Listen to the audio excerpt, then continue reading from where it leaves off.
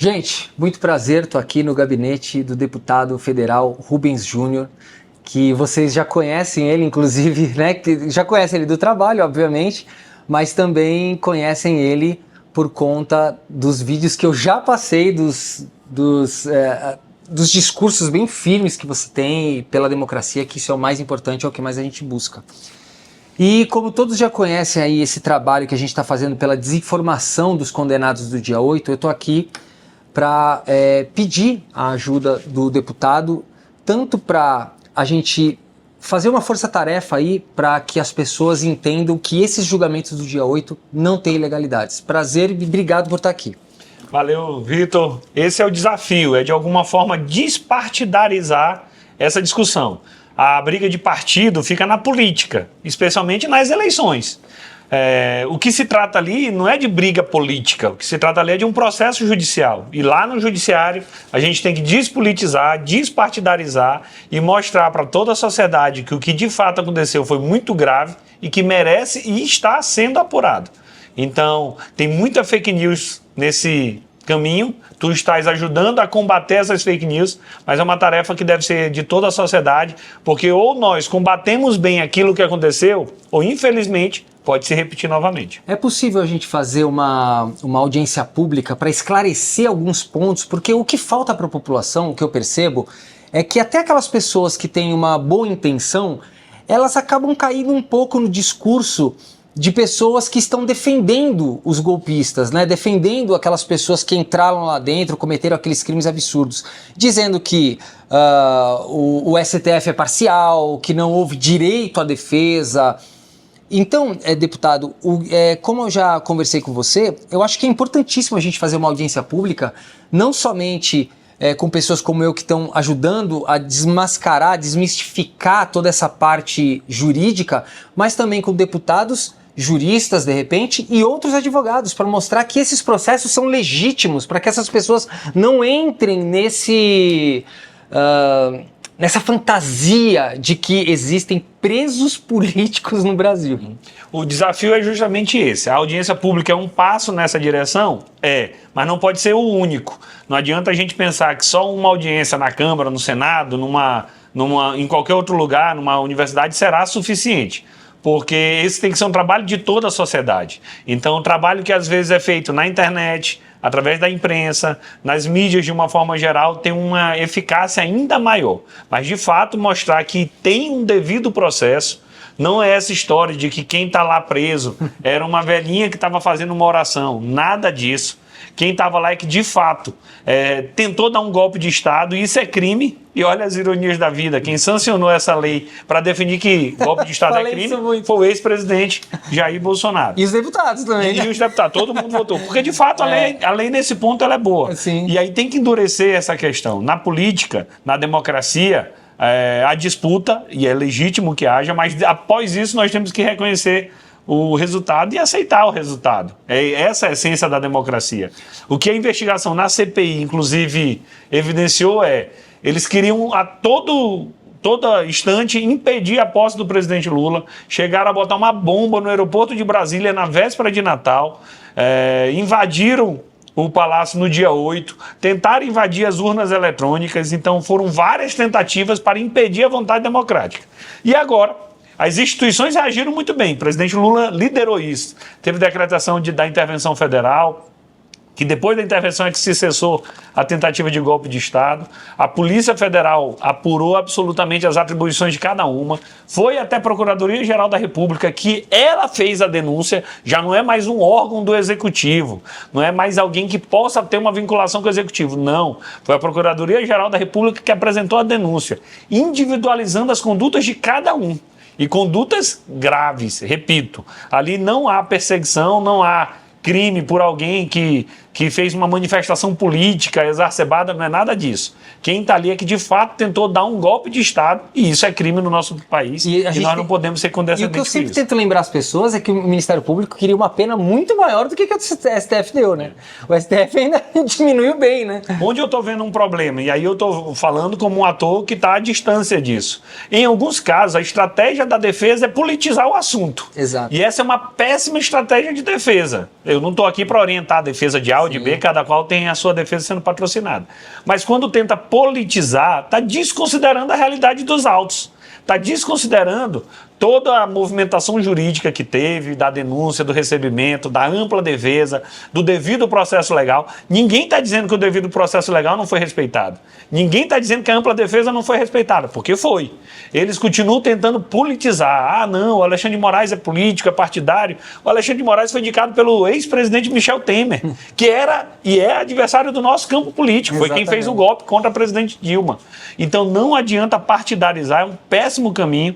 O ideal, o que nós queríamos, era que tivesse mais gente, inclusive até mesmo fazendo delação premiada. Chegando e dizendo, errei, participei, deixa eu entregar aqui quem está me incentivando. Não duvido, hein, de começar a acontecer depois que a gente desmistificou isso. Nos militares, isso já começou a acontecer. Já tem aí Mauro Cid engatilhando, delações e outras pessoas que foram investigadas na CPMI. E daqui a pouco, essas pessoas que participaram também da invasão à sede dos 3 poderes, também pode estar pensando, eu estou pagando o pato sozinho, eu estou pegando uma pena alta, me disseram que isso aqui não ia dar em nada, e eu estou sentindo que eu estou sendo movimentado como se fosse um gado de manobra. Nossa, e não é nem um trocadilho aqui. Esse é o ponto, deputado. E aí ele vai dizer, essa estratégia de defesa que eu usei até aqui só piorou minha vida. Só piorou minha situação. Eu preciso ajustar a defesa, eu preciso realmente me defender. Sim. E aí o que nós queremos é ampliar a investigação, saber quem financiava, quem instrumentalizou isso através das redes sociais, que muita coisa já foi investigada, muita coisa está sendo e muito mais será. Sim. E aí é uma prova definitiva de que mexer com a República Brasileira é grave. O pessoal achava que quebrar o vidro, quebrar uma parede lá no Supremo, no Palácio... Ia apagar e ir embora. Não, ia acabar tudo. Não, as nossas instituições são muito mais fortes que isso. Exato. O atentado foi no domingo. Na segunda-feira eu era o relator da intervenção federal aqui no plenário da Câmara dos Deputados. Na terça, o Senado estava votando. Então, as instituições são muito mais fortes do que pedaço de vidro, do que tijolo, de fato. Ela é formada por aquilo que o Brasil tem de mais importante e nós temos que defender. A gente tem que aprender com a Argentina lá no direito à verdade. A memória é a verdade. Nós não podemos permitir que caia no esquecimento. Repito, para apurar a responsabilidade de quem participou, para punir quem de fato participou, mas principalmente para evitar que atos como esse se repitam no futuro. Se nós não combatermos agora com intensidade, infelizmente uma atitude como essa pode ser tentada novamente no futuro. Deputado, tem um outro assunto que é relacionado a esse, obviamente, que está ganhando muita força. E isso não é bom também, que é o pedido de anistia. O que é simplesmente absurdo, no meu ver, absurdo, inconstitucional, porque está privilegiando um grupo que eles querem e basicamente isso parece até uma incitação ao golpe, né? Você pedir anistia dessas pessoas, né? É provar que vale a pena tentar ser golpista. Então, de fato, a anistia tem que ser repudiada. E há 2 caminhos para isso. O primeiro é na votação do projeto na política. A maioria da Câmara dos Deputados é contra a anistia. A maioria da classe política tradicional é contra a anistia porque sabe que o que houve ali foi, de fato, crime. Se não tivesse sido impedido, a Câmara dos Deputados estava fechada até hoje. Sim. O Supremo Tribunal estava fechado, o Senado estava fechado e o Palácio do Planalto ninguém sabe o que teria acontecido. Então, a classe política, pelo que a gente comenta e conversa aqui nos bastidores, irá rejeitar. E ainda que o Congresso Nacional aprove, que eu não acredito, o Supremo Tribunal Federal pode sim suspender por estar extrapolando os limites. Já fez assim lá atrás no governo Bolsonaro, eu não lembro se foi no indulto ou numa graça, mas que teve esse tipo também. Daniel Silveira. E aqui a gente está deixando clara a mudança de discurso do pessoal que hoje está na oposição. Eles tinham um discurso antigamente de não, bandido bom é bandido morto. E esses criminosos, agora o que eles querem? Aí eles dizem assim, não, tá com pena, leva para casa. Agora eles querem levar para casa? Não, essa anistia não passará. De fato, o que eles cometeram foi crime e o crime tem que ser apurado independente de coloração partidária. Então, ainda nesse assunto anistia... Eu acho que essa tese da anistia é mais para tentar conter até a própria defesa de quem está sendo processado agora. Eu ia te falar isso agora. O que acontece? Tem muita gente, eu estou tendo contato, olha o que está sendo bom nesse esclarecimento dos fatos, é que eu estou tendo contato, inclusive, com familiares dos presos. Familiares que não são golpistas, que não aprovam a conduta dos próprios familiares. Isso é muito bom a gente saber que algumas dessas pessoas são assim. E o que acontece? Esse negócio da anistia meio que está incentivando as pessoas a mentirem em juízo. A maioria delas dizem, inclusive, que nem conheciam Bolsonaro. que nunca ouviram falar. Na Assim, CPI, isso ficou bem claro. Uma tentativa de mudança de discurso, mas infrutífera. Então, quem continuar com essa tese de defesa, infelizmente, vai pegar pena alta. Vai pegar pena alta. Então, a recomendação é: só a verdade é o caminho. Exatamente. Está até na Bíblia. Isso é um ensinamento já lá de Jesus. Eles que é a citam verdade. tanto a Bíblia. Então, assim, é indispensável que eles entendam de uma vez por todas. Não é perseguição política, não é nenhum tipo de teratologia. A ampla defesa está sendo respeitada, o devido processo está sendo respeitado. A saída talvez seja justamente, alguns até pensarem em delação, não sei se no estágio processual que está. E contribuir com a justiça dizendo a verdade é uma atenuante. É uma atenuante, sem dúvida alguma. Então, o nosso desafio é provar, não apenas para ele, mas mostrar para toda a sociedade que cometer o crime contra a democracia é muito grave no Brasil, que não vai ter anistia e que o ideal é que tudo corra no judiciário, longe de qualquer interferência política. Então, eu não quero interferência política no judiciário, nem da direita nem da esquerda. O papel do judiciário é esse, é ser de fato imparcial. Se tiver algum erro, a gente pode estar condenando, combatendo, tem mudanças legislativas para isso. Tem a crítica acadêmica, a academia às vezes faz, mas em nenhuma hipótese é descumprir a lei, é descumprir a decisão judicial, é partidarizar as discussões judiciais. Então isso é ruim e eu repito, até aqui, quem usou essa estratégia se deu mal lá nos processos. O que a gente percebeu em todos esses processos que eu venho mostrando para a população é justamente que parece que a defesa ela vem numa linha para colocar toda a culpa no réu. Ele não foi influenciado por absolutamente ninguém. E isso, assim, é até um apelo que eu venho fazendo, porque eu sou contra todos esses golpistas. Às vezes, eu estava até conversando assim, a gente não tem que sentir pena, né? Mas às vezes a gente sente pena no sentido de que uma instrução ruim, às vezes o cara até queria contribuir, poderia ter... Mas aí, Vitor, a gente tem que saber o seguinte, quem já está sendo condenado agora é quem foi preso na primeira etapa, foi preso logo naquele momento. As investigações não acabaram ali. Sim. Então tem muito mais gente ainda que mas tá ainda sendo tem gente, mas ainda tem gente que não entrou na ação penal, que ainda vai... Isso. Uma mudança na estratégia de defesa seria uma boa para contribuir para a justiça pegar os grandes. E aí eu vou dar um exemplo. Né? Então, quem está nessa fase de fato, a fase é ainda dos invasores. Vai vir mais gente, vai vir os financiadores, os influenciadores, os arquitetos dessa tentativa de golpe. A CPMI, no relatório final, sinalizou bem isso.